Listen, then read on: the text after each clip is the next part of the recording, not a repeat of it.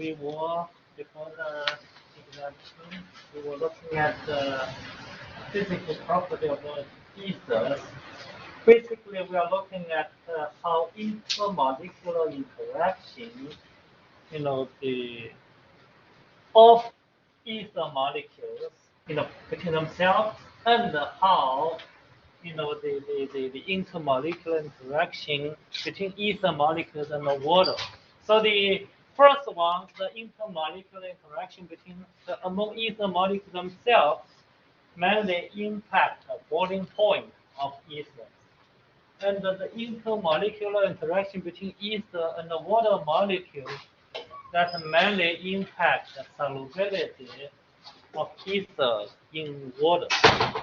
So if you look at ether molecule, here's one example we have on the left side, diethyl ether.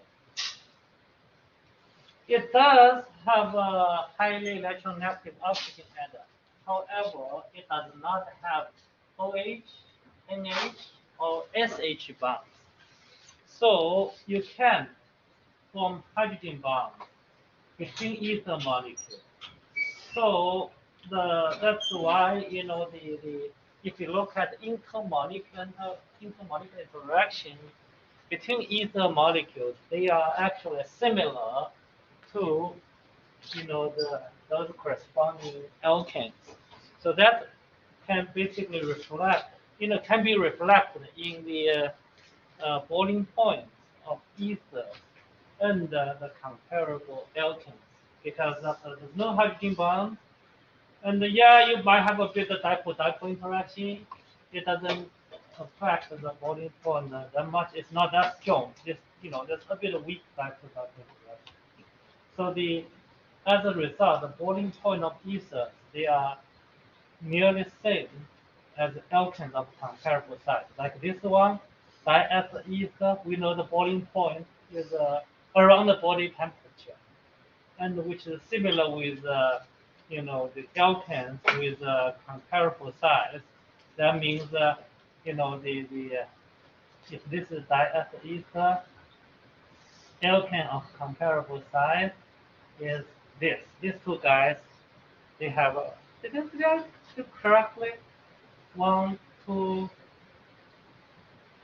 3, 4, 5. Yeah, same number of heavy atoms. Okay, so these two guys, they have very similar boiling point because of neither of them can form hydrogen bonds.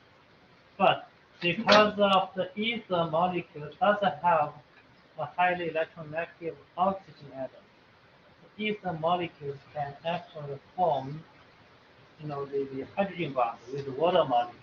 So ether molecules act as a hydrogen bond acceptor.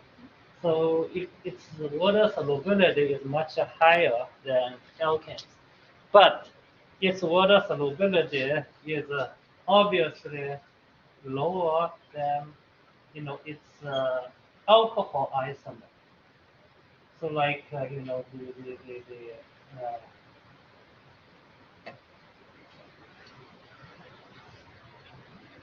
if we look at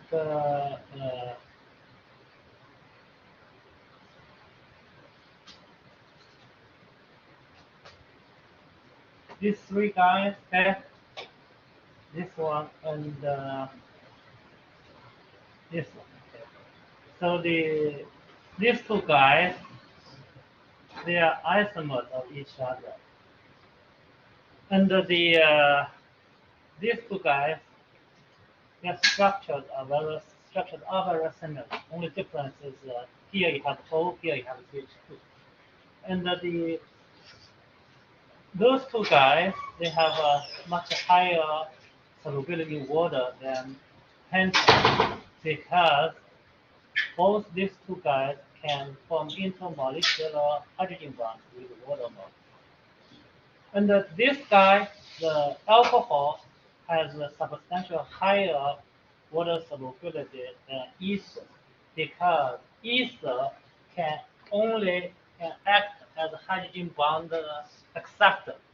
So at most, each ether molecule can hydrogen bond to, at most, okay? How many water molecule?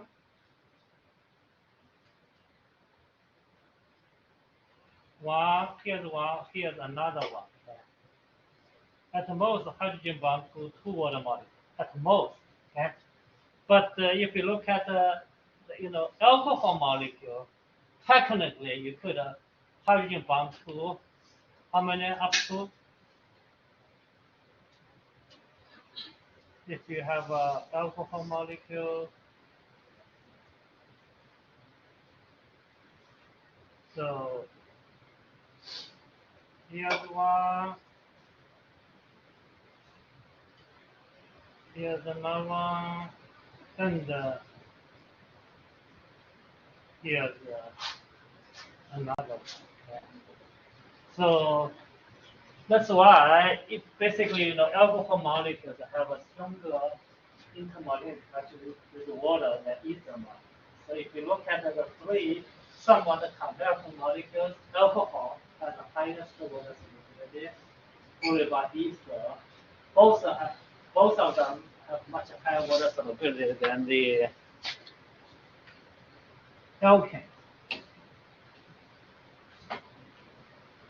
So that's what we can talk about alcohol. The physical property of ether.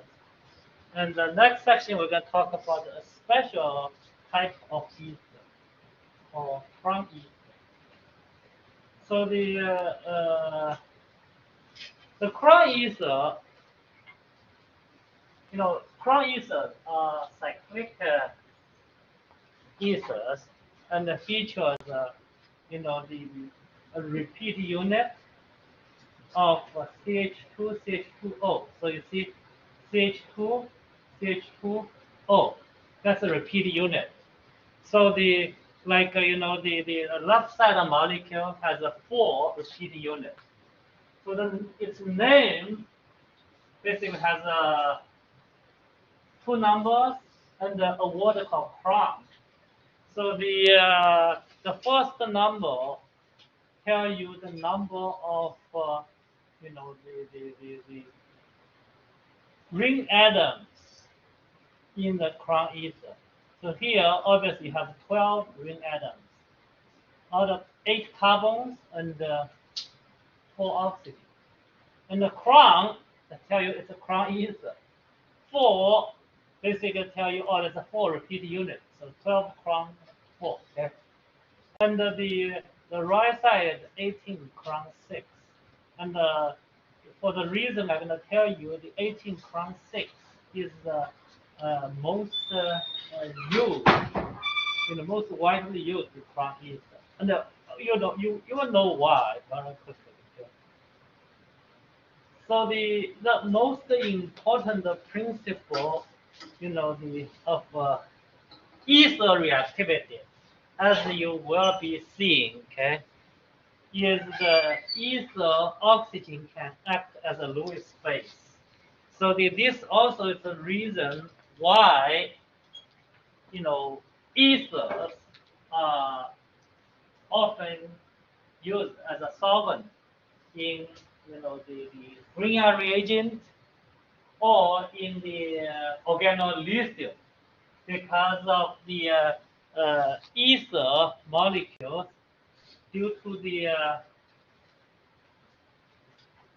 presence of this lone pair bearing oxygen atom. So the ether molecule can form complex with metal ion. Metal ions, they are always Lewis acid. So the heavy metal ether complex that helps those organometallic compounds, to dissolve in ether molecules. And the other reason why ether is often used as a solvent is other than forming the ether metal complex, there's no other reaction that will be happening under the basic conditions. So the first is ether don't really react, on the basic condition. Second is because of ether oxygen enable ether to act as a Lewis space. It can form complex with metal ion. Not necessarily metal ion, but this is Lewis base, it can react with Lewis acid. And as you're going to see later, obviously this ether, because it's Lewis base, other than reacting with metal cation, they also can react with protons, and that's the protonation of ethers is the one key step in many reactions of ether. And anyway, but just if we're looking at the ether oxygen atom's ability to acting as a Lewis base, then if you look at cyclic polyethers, like we have seen here, chrome ethers, they actually can have, they have multiple oxygens, and they can bind to Lewis acid at multiple points. So like those, the chrome ethers, because they have, the multiple oxygen atom. If you put, in the middle of those chrome ethers, you have a cavity. If you have a right, if you have a metal ion with the right side, if it just fit, this is important. The metal ion side is the best metal. If the metal ion is, has just the right size, it's just enough to fit in the cavity. Okay, it fits and just enough to fit, and that will, lead to very strong, the bonding between the oxygen atoms. Okay, they are Lewis bases and the metal cation. So the two, the pretty well-known examples, and the one is for the 12 crowns 4. If you put a lithium cation in the middle, lithium, okay, and that fits pretty well, okay. And the best example is if you have 18 crown 6, and you throw in a potassium cation in the cavity. That forms an extraordinarily stable complex between the potassium cation and the crown ether. So it shouldn't be difficult for us to see this, because we know the crown ether. If you look at the structure, it's the outside is mostly hydrocarbon. And inside the cavity, around the cavity, you have a negative partial charged oxygen surrounding it. So what you see, if you look at the electrostatic potential map, the inside of the cavity is the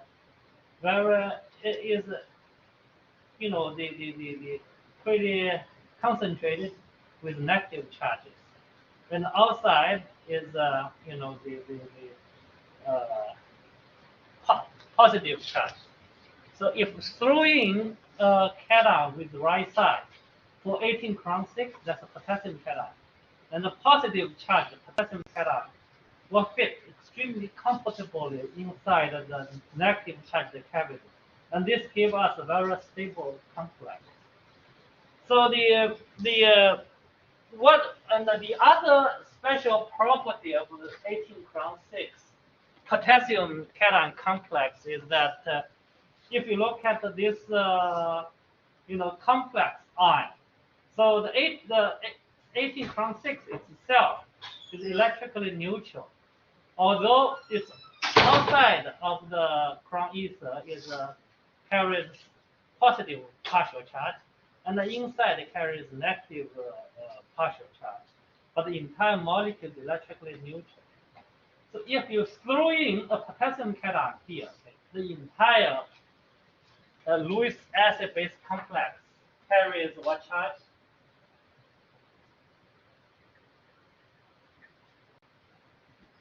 The crown ether itself is electrically neutral, although cavity is negative, outside is positive. Now, if you throw in a potassium cation in,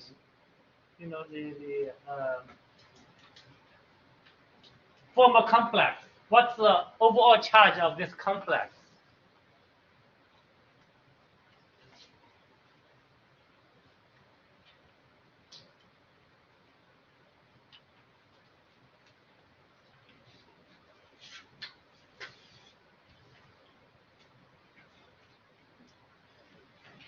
Anyone tell me?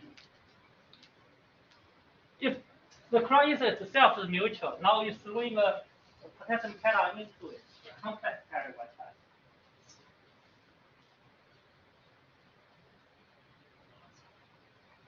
Yeah, very good, positive.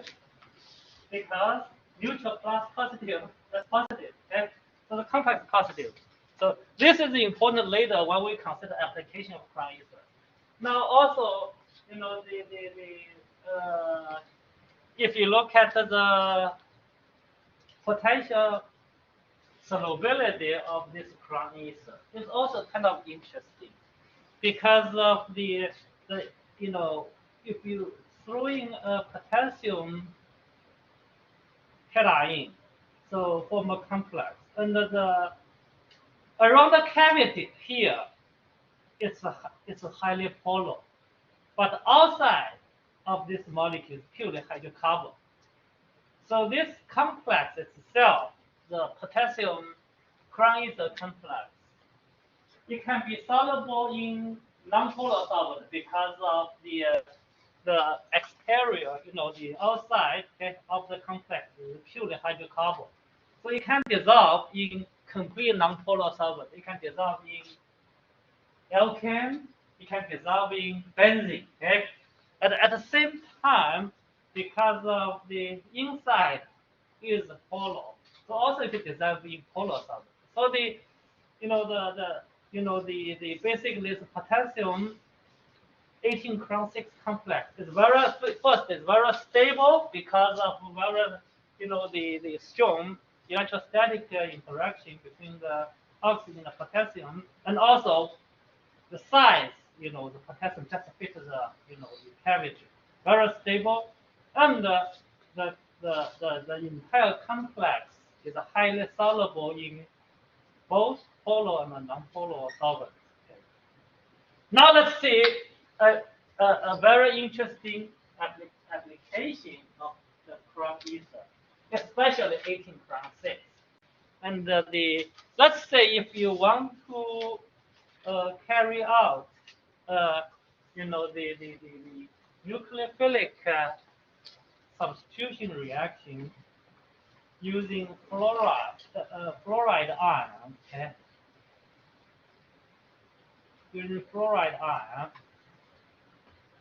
you want to use potassium fluoride, okay?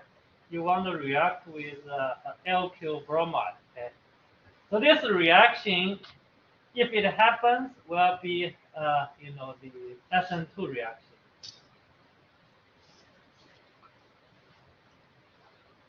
I think probably we have 8 of them.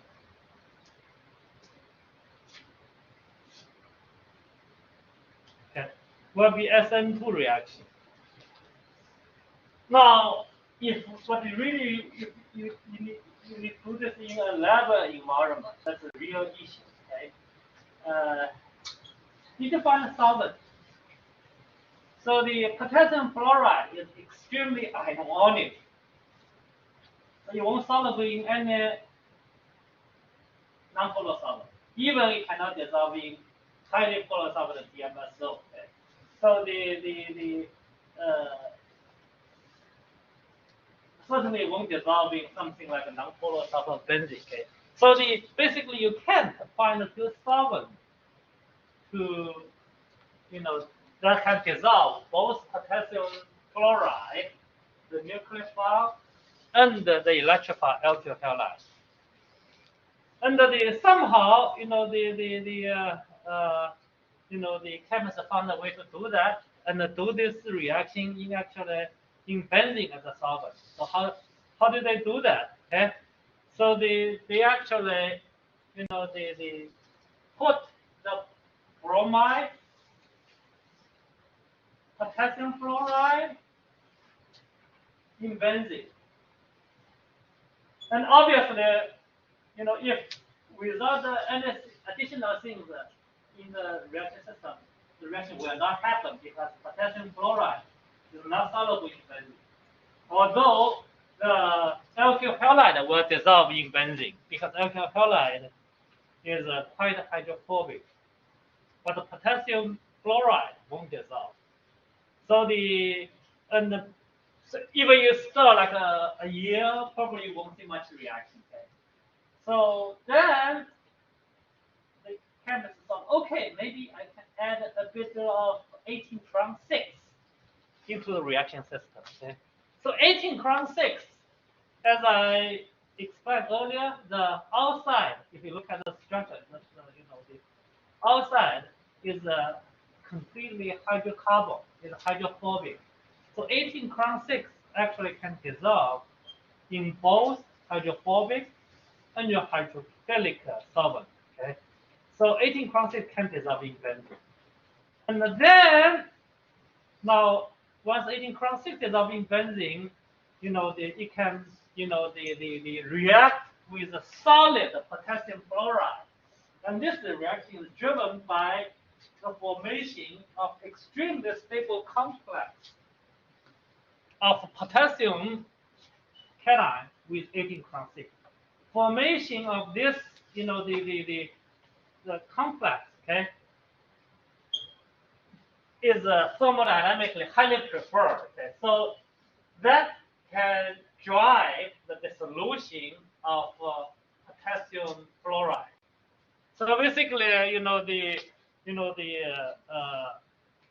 the solid potassium chloride will be dissolved into crown ether solution of benzene because potassium cation would love to sit in the cavity of crown ether, give you this complex. And then as Nadia answered, this whole complex thing is a positive charge. So now we know if something dissolves, okay, the entire solution must be electrically neutral. So you can't just dissolve cations alone, right? So if the potassium cation crown ether complex goes into the solution, they must take something negative charge with them because this whole thing is a cation. Okay? This whole thing is a cation. So this thing goes into the solution, benzene base. You must take something anion with it. So only anion you have here is what? So potassium cation goes into the cavity, become this complex. Whole thing is a cation. Okay. The only anion you can find now is fluoride anion. So fluoride anion will go together with this whole highly soluble cation into benzene solution. Okay? So this basically effectively bring the otherwise insoluble fluoride ion, the nucleophile, into benzene solution. Okay? And then because of fluoride anion, in the benzene solutions actually is relatively unsolvated because benzene really doesn't have much good intermolecular interaction with the anion. So sometimes called it's relatively unsolvated. So sometimes it's called naked anion is actually pretty nucleophilic.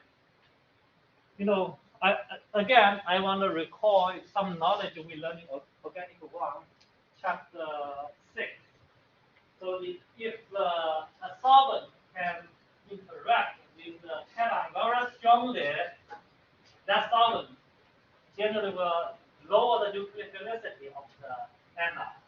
So that's why we can generally, if you use alcohol as a solvent for SN2, the reaction will be slow because alcohol has OH group, and OH group can form country bonds with nucleus. So it makes less nucleophilic. But here, benzene, it doesn't want to, benzene molecules do not have strong intermolecular reaction with anion. They actually make leave those fluoride ions highly nucleophilic. So they can, the fluoride can react with this highly nucleophilic fluoride nucleophile can react with alkyl halide, which is electrified very rapidly, giving organic fluoride product. So the without crown ether, the reaction does not happen because of the nucleophile is the fluoride is in the solid phase, and the alkyl halide is in the benzene phase. They are in different phases, so the nucleophile and the electrophile don't have time to meet each other, so the reaction will not really be happening. But if you add in the crown ether into the system, you can dramatically speed up the reaction because the crown ether can form very strong complex with very stable complex with the potassium cation. And because of the in the solution you have to be electrically neutral. So once this thing goes into the organic phase, benzene phase, the nucleophile also will be carried into the organic phase. So the 18 crown 6 potassium cation complex does the job of transferring nucleophile from the solid phase into the benzene phase. And by doing so, it dramatically speeds up the reaction. So the 18 crown 6 here is a catalyst, and it's a phase transfer catalyst. So its job is put the nucleophile into put the P react into the correct phase. So this is called phase transfer catalyst. And this kind of phase transfer catalyst actually is the extremely important in the real application because of the the 18 crown 6 only need add catalytic amount. You don't need add 1 molar equivalent or 2 molar equivalent. Usually 10%, 0.1 molar equivalent. You can speed up the reaction dramatically. So from let's say without a catalyst, the reaction can take 1 month or a year not finish. But with the 18 crown 6, it takes just hour. Okay? So that's of huge practical importance. In real world, doesn't matter in the lab setting or in the commercial level. All right, so that's crown ether. Then let's talk about the preparation of ether. We already learned that ethers can be prepared from acid catalyzed condensation of primary alcohol. That's a reaction we learned in chapter 16. And the ethers can also be prepared by addition of alcohol across the CC double bond. So usually this happens if the alcohol is primary alcohol or methanol. The alkene is if alkene can generate the secondary or tertiary carbocation. So this mechanism is the same as the acid catalyzed hydration. So I can quickly show you what is the mechanism of this reaction. So also basically take this opportunity to refresh something you have learned in the organic one. So assume this one is a solvent here. So the first thing is the sulfuric acid is a strong acid. So you will protonate the alcohol here. is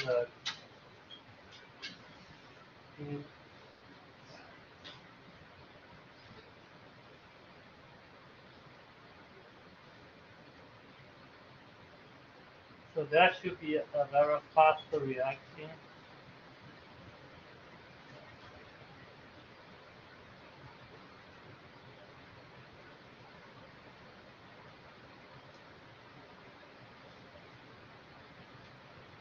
The next thing is a proton transfer reaction.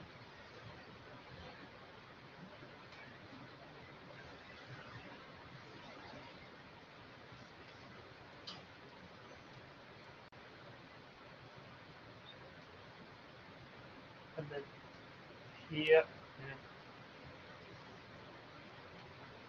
and that is the rate limiting step because this one give you carbocation. It's important that it always form the more stable carbocation if two carbocations can form. Here, it forms the more stable, the tertiary carbocation. Then the methanol attacks the carbocation because the methanol is somewhat nucleophilic.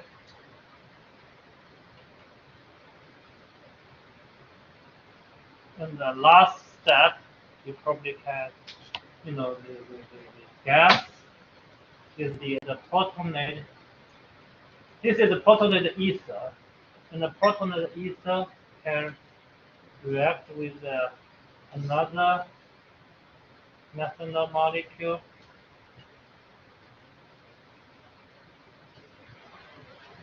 Give you the protonated methanol. Basically, regenerate the acid catalyst we had in the beginning. So the regenerate this guy. Okay? This is acid catalyst. So just same as acid catalyzed hydration, you have learned in chapter 8 in organic 1. The only difference here, you have methanol or primary alcohol serve as a nucleophile instead of water.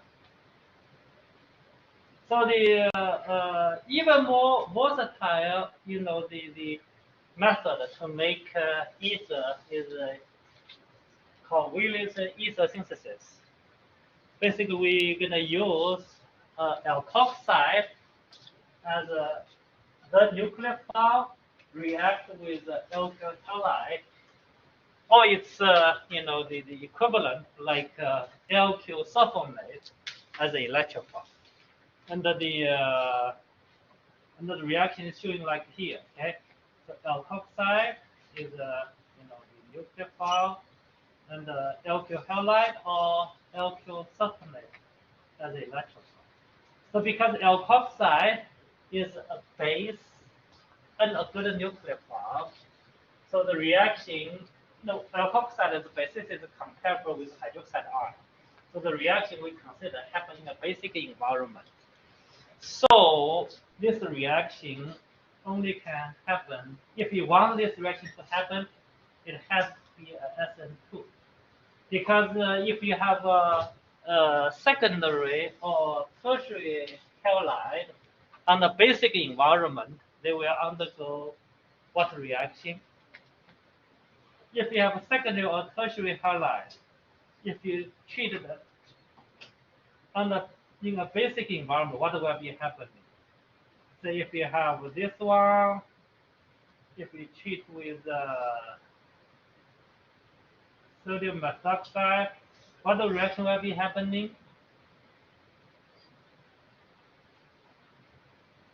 So you have electrophile here, and you have nucleophile here. Okay. If you have electrophile and nucleophile, only two things can happen. Nucleophilic or elimination. Okay, nucleophilic substitution or elimination. But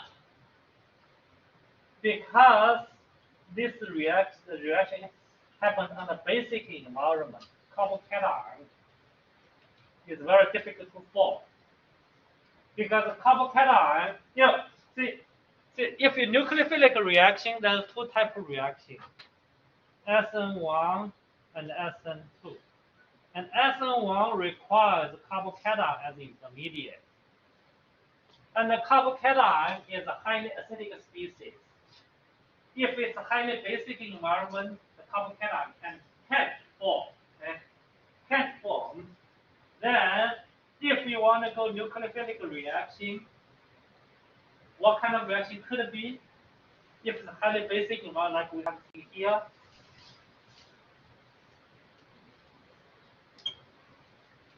if you have an ionic nucleophile in a basic environment, only nucleophilic pathway available is SN2. If a highly basic nucleophile or generally an ionic nucleophile, only path available is SN2. But if it's SN2, does it work here?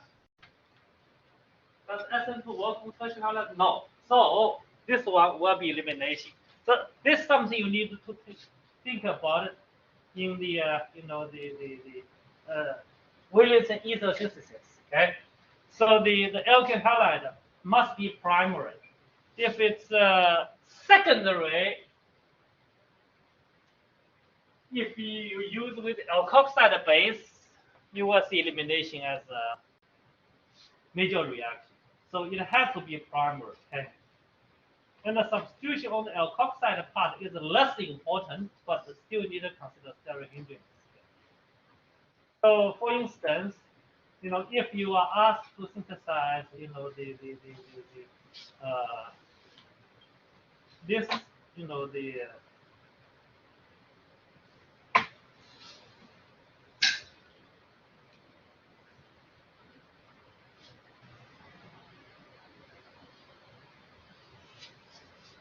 if you are asked to synthesize to this ether, okay, if you think about Williamson ether synthesis, so there's two possible combinations. One is a cut, this one here, and using top one as alkoxide, bottom one as the electrophile. So this is a combination one.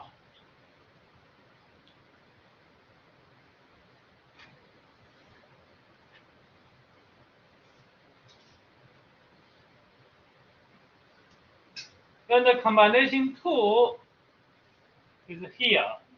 So you basically using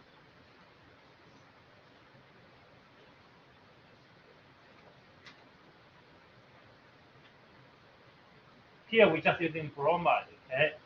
So which combination is the better one?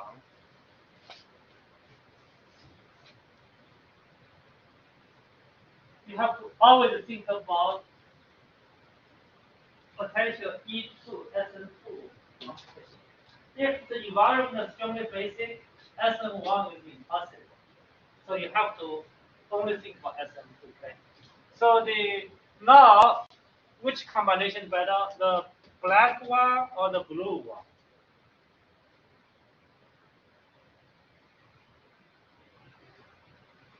So the difference is the black one, you have alkoxide combined with a primary benzylic bromide. The lower one is alkoxide combined with secondary bromide. So which one is likely to undergo elimination?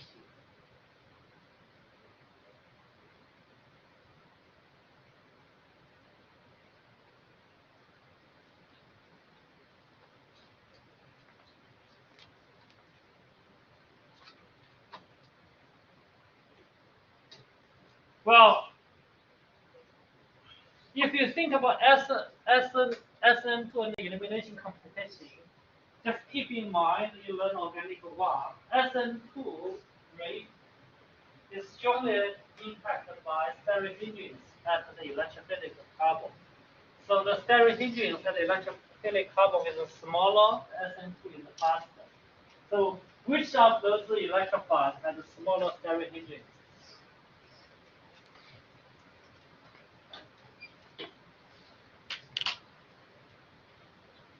Which of this electrophile? The black one or the blue ones? Which one has smaller stereohedrins?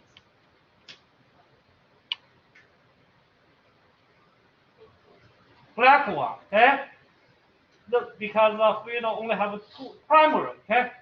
And this is secondary. So this one is the combination should be using if you want to get the ether as a product. You cannot choose this one because if you do, then you will have elimination as a major product, so much lower yield. Okay? So this is a major consideration. Okay? And also, if you want both alkoxide and the bromide can be prepared from their corresponding alcohols. So if we know that, okay, we're gonna pick this combination, okay, and if further limitation is that, oh, you have to start from alcohol starting materials. So yeah, if you given this alcohol and this alcohol, so you need to convert, both alcohols to one of them to alkoxide, the other one convert to bromide. How to convert this one to alkoxide? There's two things you can use. Either you can use just metallic sodium or potassium. Okay, it will give you the hydrogen gas, or you can use sodium hydride. Okay, those are the two commonly used, the reagents to convert alcohol to alkoxide. And how do we convert alcohol to bromide? Anyone can tell me? How do we do that? We learn in organic 1. How do we convert alcohol to bromide?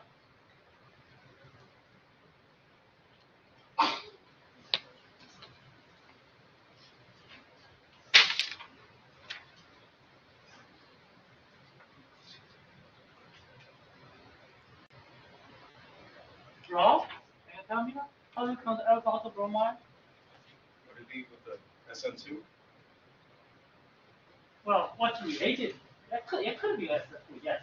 SN2 is actually the mechanism but what reagent do we use?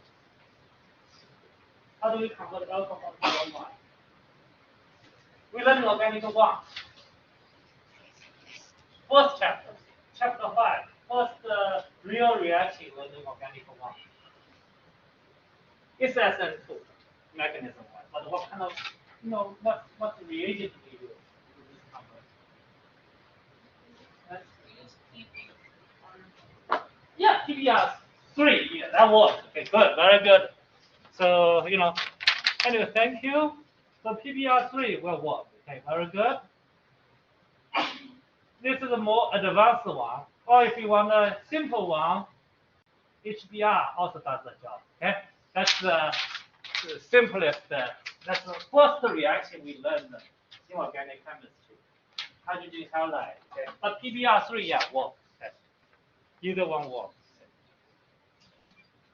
And that will be, something you might need to make ether using Williams ether synthesis.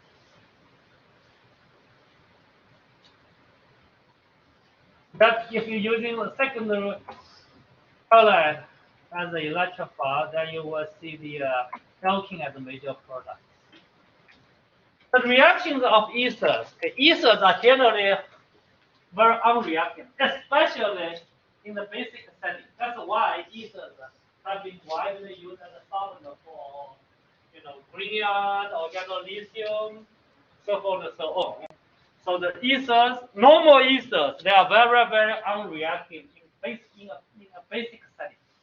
Okay. In acidic settings, it's a bit different. Okay.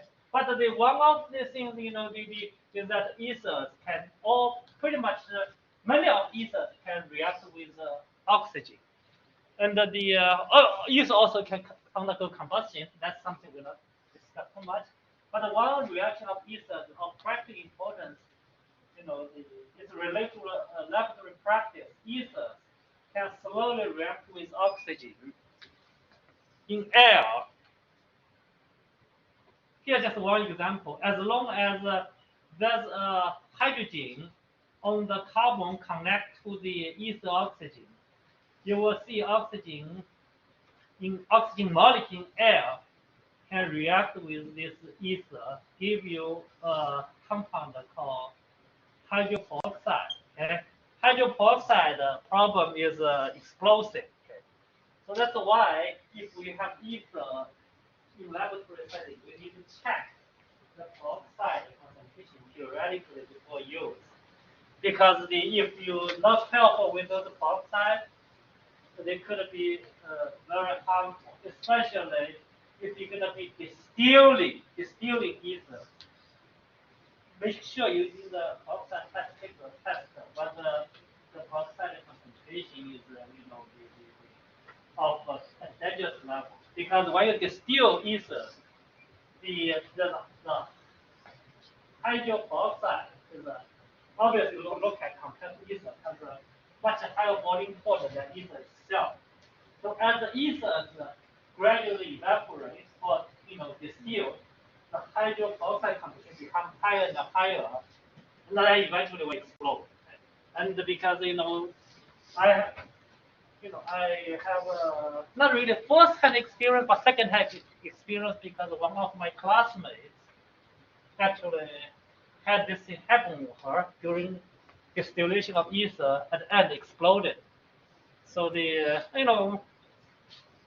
only lucky is that she only sustained a small injury, not much, but still you don't want to deal with this. So be sure if you deal with ether, check its peroxide level. And that's why those ether bottles, one always there's a date. What's the first date? What's the date it came into your lab, and what's the date you first opened it? Okay, because if usually if you don't open it, oxygen don't get in, peroxide you won't have much. Once you open it, and when it's long enough, be very careful about it. And the other than this reaction, we're gonna talk about what the major reaction we're gonna talk about is if you have hydrogen halide, it could react with ethers, give you the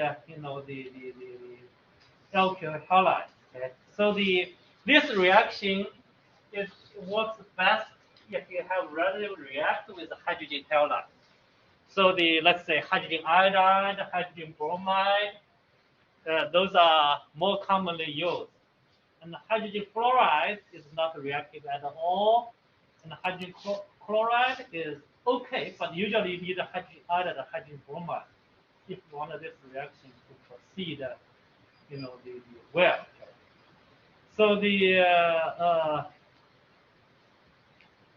in most of cases, if you're using large excess of hydrogen halide,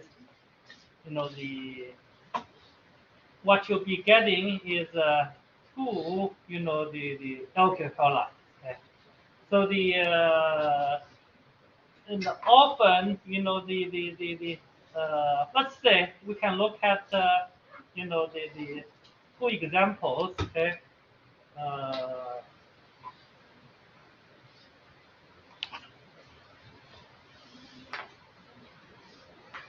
this is reacts hydrogen iodide excess, and if you heat it, okay, you will get two iodide, okay, as a product. Ethyl iodide plus methyl iodide. So how does this reaction work? First thing is because ethers has this oxygen atom with two lone pairs. So ether molecules can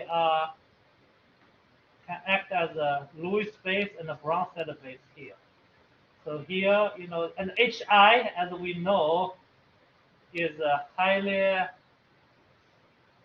acidic. So the first thing happens is the protonation of ether molecules.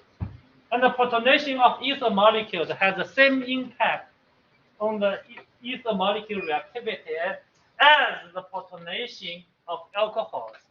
So the key part is, because of protonation, then you have a much better leaving group. Before protonation, this, the alkoxide is a poor leaving group. So generally, you don't see if you even have a iodide here, iodide won't react with this carbon, okay? But after protonation, now you have a much better leaving group. So the iodide can attack here, okay? This is rate limit, one of rate limiting steps. Give you the methyl iodide and alcohol. And then if you have an excess amount of the hydrogen iodide, this alcohol can react with another hydrogen iodide molecule, give you second alkyl halide. And for the mechanism of that reaction, please check organic 1, chapter 5. Okay? So that is another SN2 reaction. Okay? So this is the first part of ether is already SN2 reaction. So protonation is this is the first step, okay? And the second one is a slow step. The iodide attack one is slow step. Okay?